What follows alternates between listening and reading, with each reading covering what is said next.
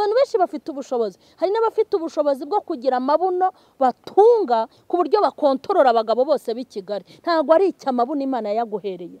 Twaje kwirira ubuzima, kandi mbibutse ko kurya ubuzima nta cyaha kirimo, icyaha ni ukurya ubugingo. Ubwo rero ni ahangaha twibereye nonaha, nababwiye ko tugomba kwicara tukarambya, ubundi muri iki gihe ni ukuyivuga urambije. Ndi butange urugero ku bantu bafite ubushobozi. Imana niguha ubushobozi ujye ubukoresha icyo ukwiye kubukoresha. Izi mpuguro nazigeneye abasenga ariko n'abadasenga. Ndi buvuge ubushobozi abantu benshi bafite batandukanye, abakijijwe n'abadakijijwe. Ndi bukubwire ntiburyo ubushobozi ufite n'Imana yabuguhaye. Ukuvuze wese umujyane muri gereza, uwo mutonganye wese ahita ahura n'ibibazo umushakire dosiye. Ntabwo ari uko bimeze muri iyo kampani, ngo ni wowe kibamba, ngo ni wowe kizigenza, ngo urica ugakiza, ngo urasohora ukaninjiza.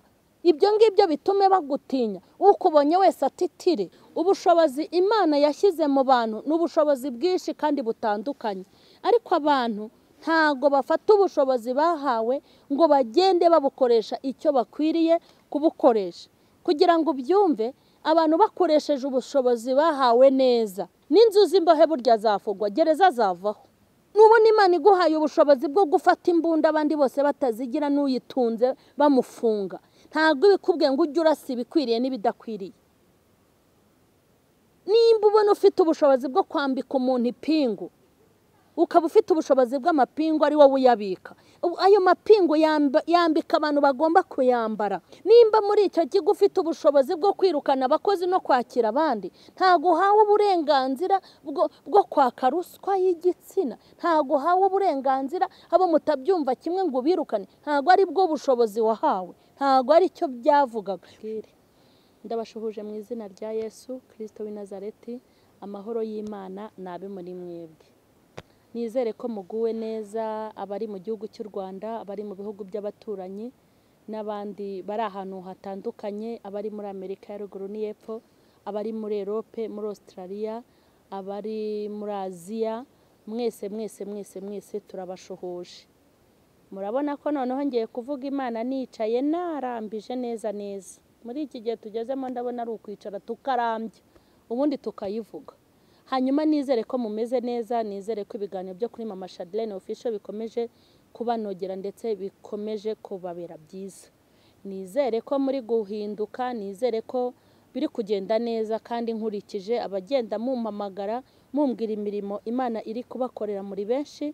Hanyuma mukomeze mugubwe neza, hanyuma turihanganisha abagize ibibazo, abarwaye n'abarwaje. Turihanganisha abagize ibyago, mufite abantu mwabuze muri ibi bihe, turabihanganishije kuko ndi kubona ari ibihe bitoroshye.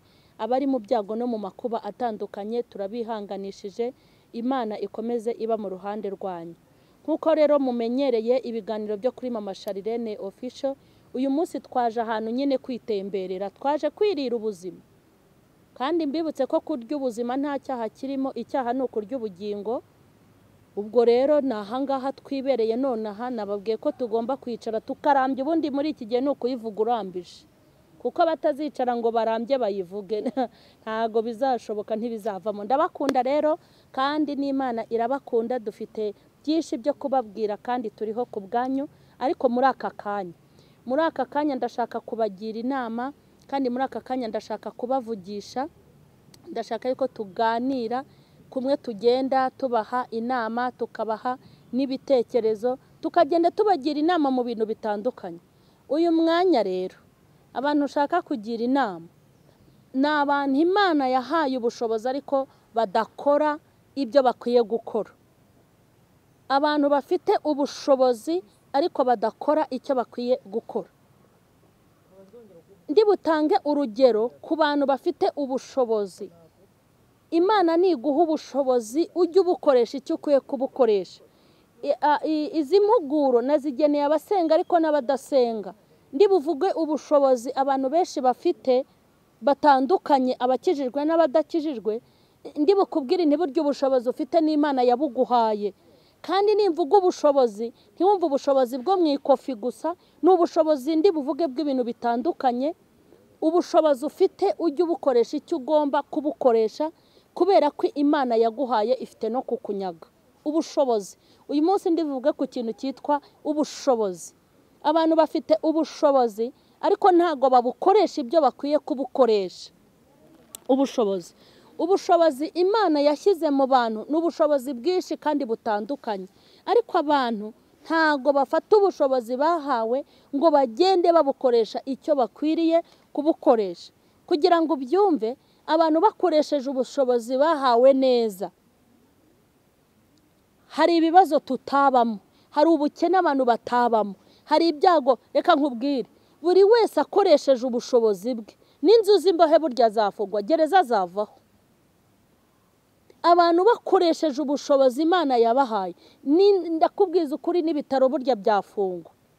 Abantu bakoresheje ubushobozi Imana yabahaye, burya n'abana bazerera mu muhanda ntago bakongera kubaho. Abantu bakoresheje ubushobozi bahawe, indaya ntago abantu bazongera kujya kwicuruza. Ubushobozi Imana yatanze ubushobozi mu bantu, ariko babukoresha ibintu badakwiye kubu. Nimba ufite ubushobozi uri umupolisi uri mu muhanda, kora ibyo wategetswe gukora n'igihugu. Nimba ufite ubushobozi uri umusirikare, koresha iyo mbunda yawe ikigomba gukora.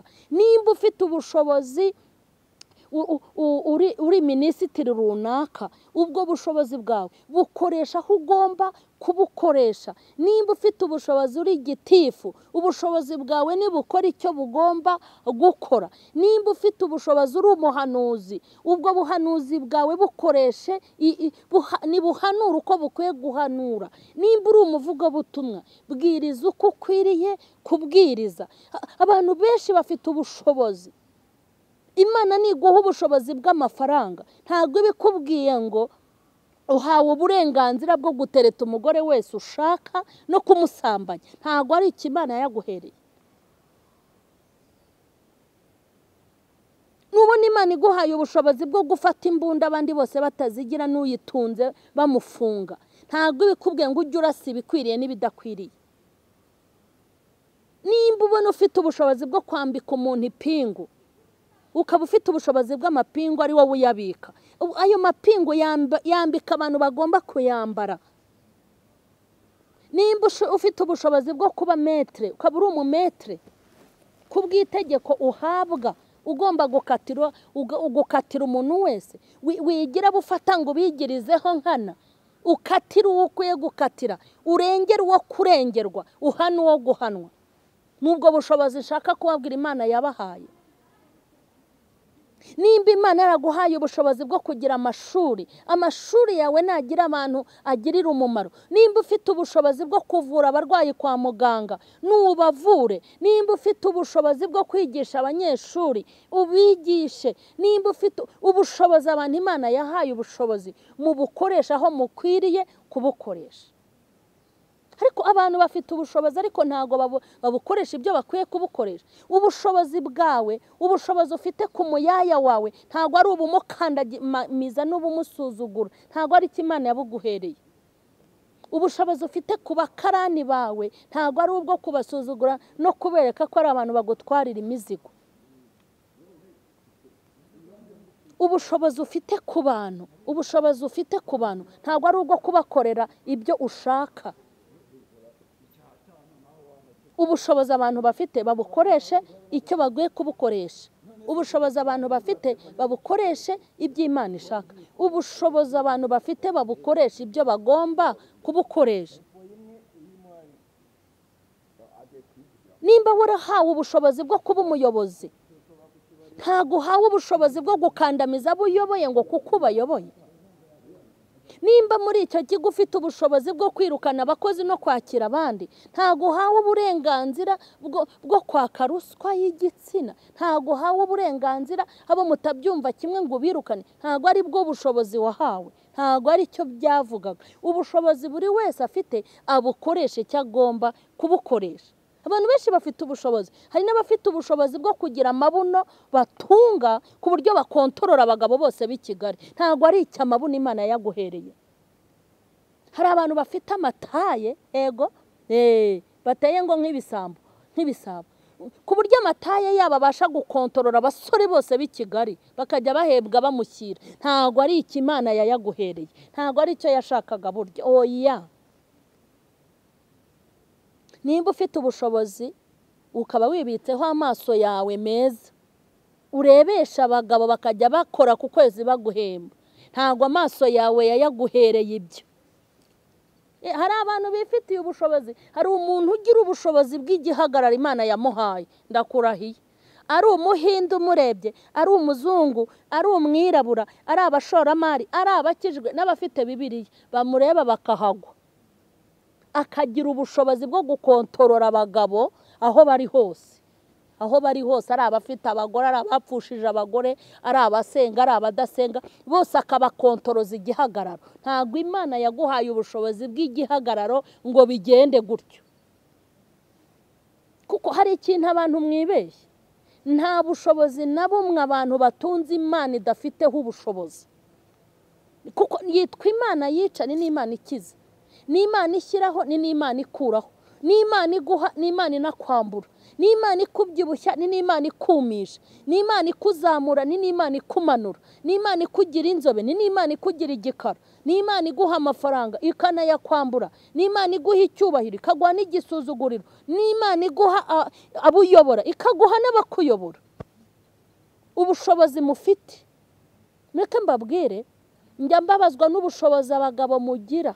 Mukagira ubushobozi bw'amafaranga, mukagira ubushobozi bw'imyanya muyoboramo, mukagira ubushobozi bw'intebe z'icyubahiro, ariko mukabikoresha nabi.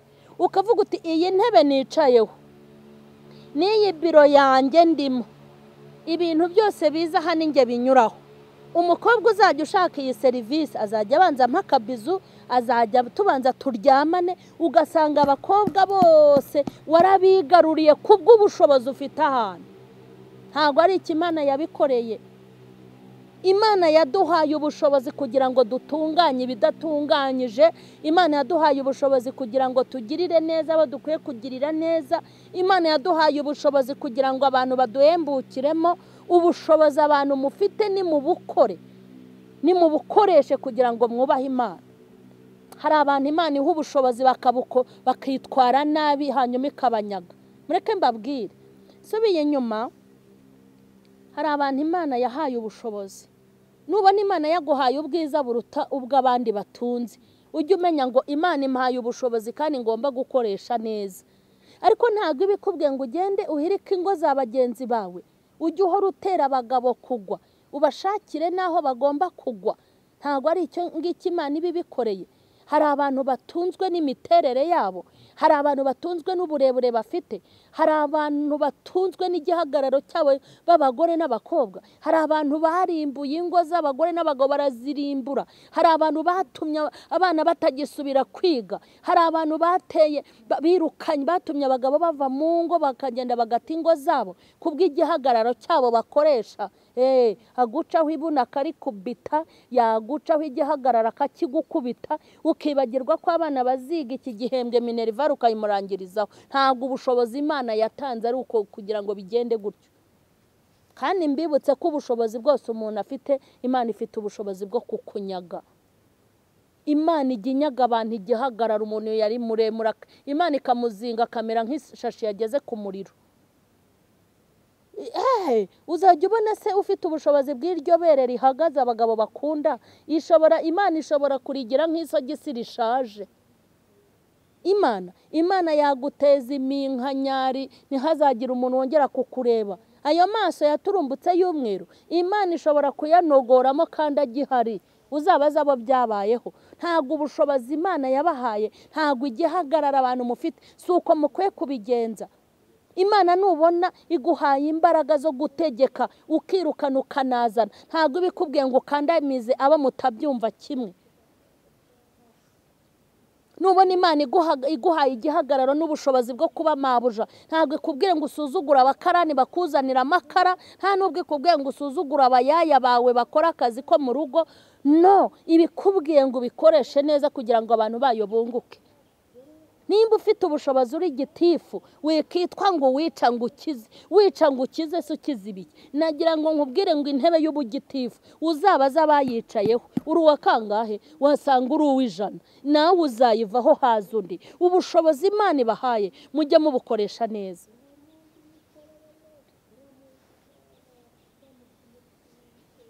Ubushobozi, abantu bafite ubushobozi, mufite ubushobozi bwo kugirira neza abantu ariko ntimubikora. Mufite ubushobozi bwo gukiza ubuzima n'ubugingo bw'abantu. Mufite ubushobozi bwo gushyira abana mu mashuri ntibabe ba mayibobo. Mufite ubushobozi bwo kugaburira indaya ntizongere kujya kwicuruza. Mufite ubushobozi bwo kugirira neza abantu ariko ntimubikora. Nashakaga kubabwira ngo Imana niguha ubushobozi ntubukoreshe izabukwambura. Izabukwambura wayoboraga nawe uyoborwe. Izabukwambura wahembaga maze nawe utangire uhembwe. Izabikwambura watumaga utangire utumwe. Izabukwambura wicaraga imbere kwicaza inyuma. Izakwambura ubushobozi yaguhaye kuko nta kintu wabuma. Ubwiza izabukwambura, igihagararo izakikwambura, amafaranga izayakwambura. Umuntu agira amafaranga kugira ngo agirire neza abantu bagubwe neza, ariko ineza ikazamwo imibare. Nzaguha akazi ari uko twaryamanye, uzajya uhembwa neza ari uko wampaye. Ubushobozi ufite ugasanga ufashe utwana tw'utunyeshuri dukuye mu ishuri ukadusambanya ukoresheje ubushobozi bw'amafaranga. Abantu ukabatesha ba nyina, ukababyaza igihe kitaragera kubw'ubushobozi ufite. Ngo urica ugakiza, abafite ubushobozi ngo babita ngo abica bagakiza. Ntago wica ugakiza kuko nawe ubwawe maze uzapfa. Wica ugakiza ntiwari kuzapfa, wari kuzakira ukabaho ibihe byose. Ubushobozi bwawe ukabukoresha kugira ngo wirukane abo mufitanye ibibazo nta makosa bakoze. Ubushobozi bwawe bugatuma wakira abatakirwa, ukirukana abatari abo kwirukana, ukarengana abatari abo kurenganya, ukarenganura abo kurenganya. Ubushobozi bwawe mu mudugudu uyobora bukoreshe neza. Ubushobozi mu rusengero bukoreshe neza. Ubushobozi wawe mu gipangu, ubushobozi mu mazu yawe menshi wubatse, ubushobozi muri kampani bikoreshe neza, kuko Imana iragira ngo izagire gute? Iragira ngo abantu bazakubonereho umugisha. Igihugu iyo gisutse ubushobozi ni ukugira ngo abaturage bagubwe neza. Ubundi igihugu kijya gitanga ubushobozi, kikabuha abasirikare, kikabuha abapolisi, kikabuha abagitifu, kikabuha abadepite, abameya, kugira ngo umuturage agubwe neza. N'Imana iyo isutse ubushobozi mu bantu ibigira ngo abakirisitu n'abaturage bagubwe neza. Ntago ubushobozi Imana itanga ari ubwo gukandamiza abandi, ntago ubushobozi ari ubwo kwirata, ntago ubushobozi Imana itanga ari ubwo gufunga abo mufitanye ibibazo ngo kuko ari wowe ufite imfunguzo za gereza. Ntago ari uko bimeze ngo kuko uhakora muziranye, ngo kubera yuko uvuga ari kijyana. Ntago ubushobozi, ntago ari Imana yatangiye ubushobozi. Ukuvuze wese umujyane muri gereza, uwo mutonganye wese ahita ahura n'ibibazo umushakire dosiye. Ntago ari uko bimeze. Muri iyo kampani ngo ni wowe kibamba, ngo ni wowe kizigenza, ngo urica ugakiza, ngo urasohora ukaninjiza. Ibyo ngibyo bitume bagutinya, ukubonye wese atitire. Ujye umenya ko intare ipfuye irutwa n'isazi nzima. Ubushobozi Imana yabahaye ni mu bukoresha ibyo mugomba kubukoresha. Kubw'ubushobozi uhabwa ubyice nabi, kubw'ubushobozi uhabwa abantu bafungwa bazira ubusa, abandi bafungurwe barakoze amakosa, ngo kubw'ubushobozi uhabwa. Kubw'ubushobozi igihagararo cyawe gikandamize abaciye bugufi, igitinyiro cyawe gitera abantu ubwoba, ukubonye atitire. Niwinjira muri kampani ngo waraje, abantu bose batangire bamere nk'aho babonye igisimba, kugeza ubwo abantu bagusabira gupfa. Iyaba cyapfaga kikavaho, ariko icyadukiza iki kintu, iyaba moto yacyanuraga wagikubitisha inkuba, iyaba cyagwaga mu ikamyo.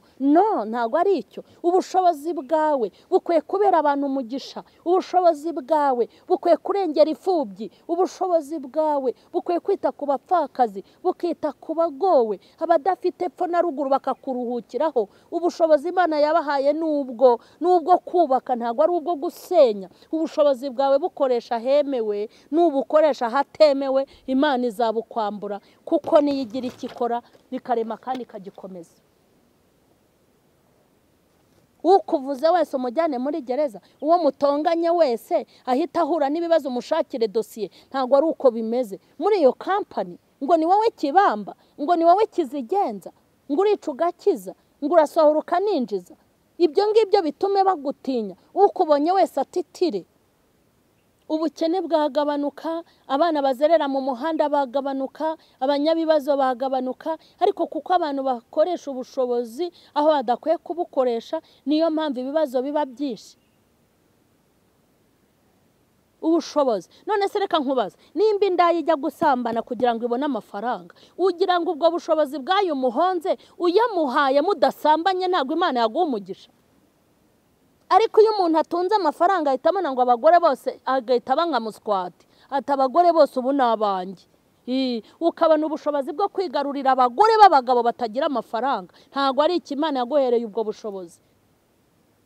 Ukavuga kubw'ubushobozi ifite umukobwa wese ngombe mubone. Bamwe bakava mu mashuri bigaga, abandi bari bagiye gukora ubukwe ukabatera inda, ugateza imyangaro n'ibyago, ukazana amakuba. Kandi buryo uko ukorera abana amakuba ujye umenya ngo uri kuyarunda iwawe mu bana bawe no mu rugo rwawe, nawe ingaruka uzazibona.